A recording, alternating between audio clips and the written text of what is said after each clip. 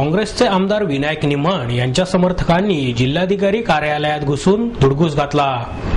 दाखले न दिल्याच्या कारणावरून तहसीलदाराला आमदार विनायक निमण यांनी केलेल्या कथित शिवीगाळ आणि मारहाणीच्या धमकीमुळे जिल्हाधिकारी कार्यालयासह पुणे जिल्ह्यातील महसूल कर्मचाऱ्यांनी काम बंद आंदोलन केले।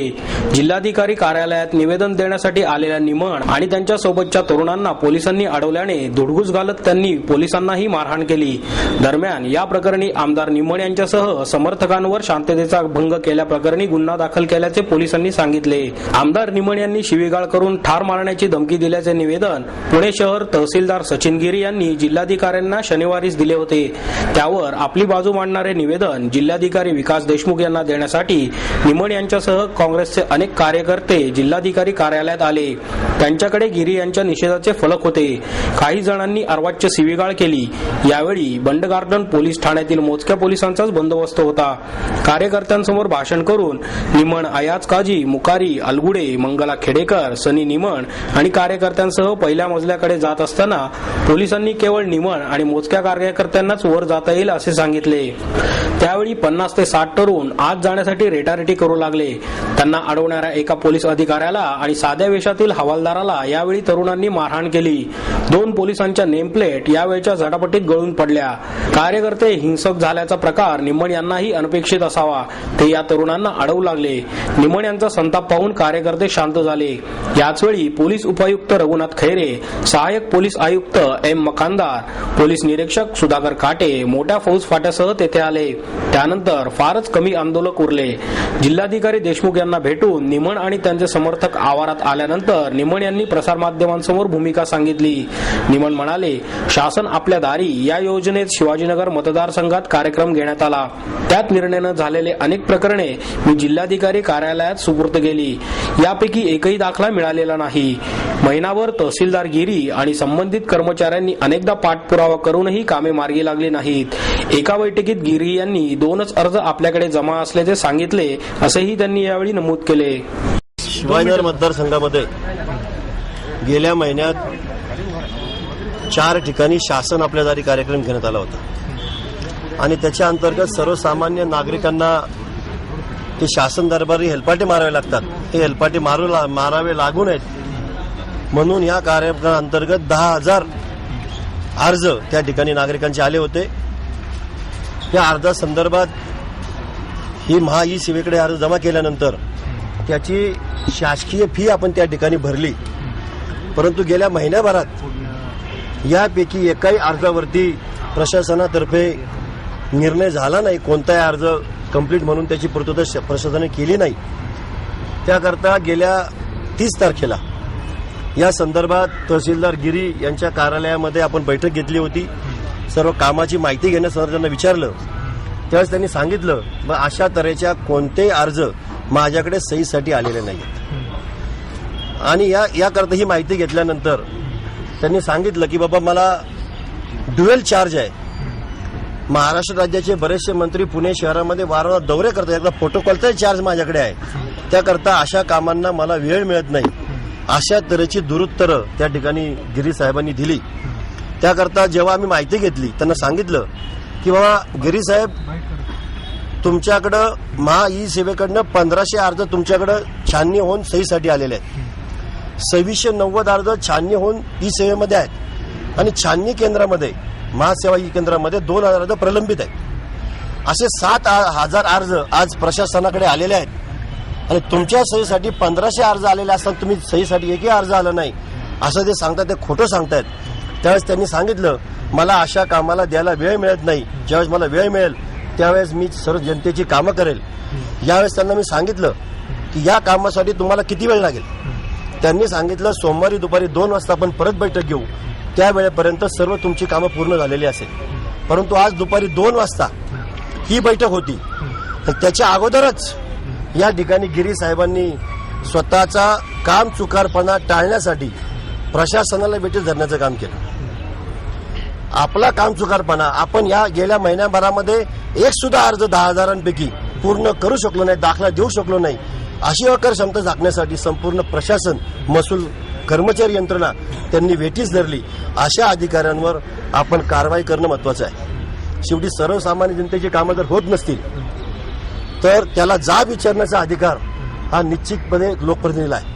आणि लोकप्रतिनिधी 10 वेळा फॉलोअप करून जर कामं होत नसतील तर अशा अधिकाऱ्यांना जागा दाखवण्याचं काम आमचे काँग्रेस पक्षाचे कार्यकर्ते त्या मानाने अतिशय सबळ आहेत. रहिवासी दाखला किंवा दाखला 2 दाखले आहेत. ह्याला अर्ज जे काही कमी दाखले असतील किंवा पुरावे नसतील असे त्यांनी जे काही कमी हे असलेले आहेत त्यांनी आम्हाला परत द्यायला पाहिजे होते. आणि जे पूर्ण आहेत म्हणजे ते खोटी माहिती सांगतायत. 1500 अर्ज त्यांच्याकडे सहीसाठी गेलेले आहेत. 2690 अर्ज आज ई सेवा केंद्रात छाननी होऊन ओके आहेत आणि 2000 अर्ज छाननी व्हायचे आहेत. मग ते जे सांगतात माहिती खोटी माहिती सांगतायत. आतापर्यंत गेल्या महिनाभरात जर कोणते अर्ज पूर्ण झाले तर मी सांगायला पाहिजे होतं. 4 वेळा गेल्या महिनाभर पाठपुरावा केला, मागे लागलो आणि आज ते सांगतात 30 तारखेला घडलेला प्रकार आणि 2 तारखेला कंप्लेंट करतात. 4 दिवस काय झोपले होते का? 4 दिवस का गप्प राहिले? त्याकरता असा अकार्यक्षम अधिकाऱ्यावरती ज्याने खऱ्या अर्थानं लोकप्रतिनिधीचा अपमान केलेला आहे, काम चुकारपणा केलेला आहे, अशा अधिकाऱ्यांवरती जिल्हाधिकाऱ्यांनी कारवाई करेल अशा तऱ्हेची मागणी आम्ही केलेली आहे.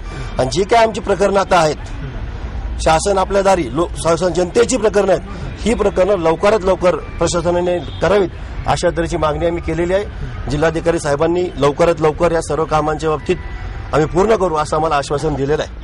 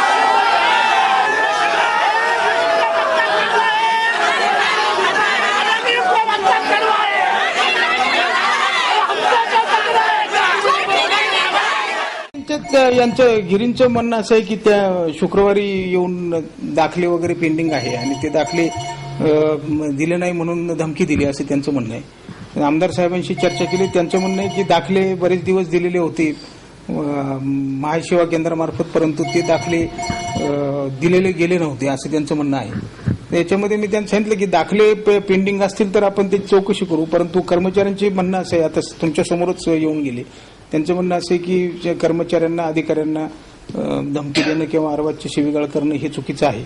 आता याच्यामध्ये त्यांचा स्टँड असा आहे की हे चुकीचं आहे. आमदार साहेबांचं म्हणणं असं आहे की दाखले फार दिवस पेंडिंग आहेत त्याची तुम्ही चौकशी करावी, त्यांनी तसं निवेदन दिलेलं आहे. आता याच्यामध्ये मी निर्णय असा घेतलेला आहे की याच्यामध्ये नक्की किती दाखले दिले होते, आमच्या काही दाखले खरोखर पेंडिंग होते का, आणि एकंदर जी काही घटना आहे त्याची चौकशी मी आज रात्रीपर्यंत करतो आणि मग त्याच्यानंतर जे काही कारवाई करायची आपल्याला ते मग त्याच्यामध्ये पुढे कारवाई करता येईल. काम बंद आंदोलनाच्या बाबतीमध्ये आता मी त्यांना सांगितलंय की आपल्याला लोकांना काही वैठीस धरण्याचं कारण नाही, आपण लोकांचे काम थांबता कामा नये. आता आज संध्याकाळपर्यंत त्यांच्याशी पुन्हा चर्चा होईल. विभागीय आयुक्त साहेबांशी आता मी डिस्कशनला निघालोय, मग ते चर्चा करून त्यांना परत कन्व्हिन्स करायचा आपण प्रयत्न करतो आहे. पण तो अशा प्रकारे झालेली ही घटना दुर्दैवी आहे आणि कर्मचारी कामाच्या ओझ्याखाली आहेत. आपण वेगवेगळ्या प्रकारचे दाखले वगैरे आपण करतो, त्यावेळेला बऱ्याच वेळेला असा प्रश्न येतो. परंतु एक नक्की आहे की कर्मचाऱ्यांचे किंवा अधिकाऱ्यांच्या बाबतीमध्ये लवकरात लवकर लोकांचे दाखले देणं वगैरे याच्या सूचना आपण ऑलरेडी दिल्या. तुम्ही पाहिले की सेतू केंद्रामध्ये बऱ्याच वेळेला शाळेच्या सीझनमध्ये गर्दी होती, रात्री 3-3, 4-4 वाजेपर्यंत बसून आपण दाखले काढतो, असं काय आपण हे करत नाही. पण आता या घटनेमध्ये नक्की काय झालेलं आहे त्याची मी सखोल चौकशी करतो आणि मग परत तुमच्या समोर येतो. सकाळी माझी 1 तासभर कर्मचाऱ्यांबरोबर बैठक पण झाली. मी लोकशाही दिनात असताना सकाळी त्यांना बोलवून घेतलं होतं कर्मचाऱ्यांना. माझी 1 तासभर कर्मचाऱ्यांबरोबर बैठक झाली.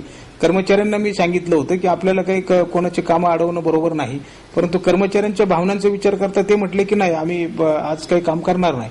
आता त्याच्यानंतर निमन साहेबांचं पण आता म्हणणं ऐकून घेतलेलं आहे. आज आपल्याला लगेच काही हे करता येणार नाही. काय परिस्थिती आहे, त्याच्यामध्ये नक्की काय दाखल्यांवरून काय झालं याची शहानिशा मी करतो.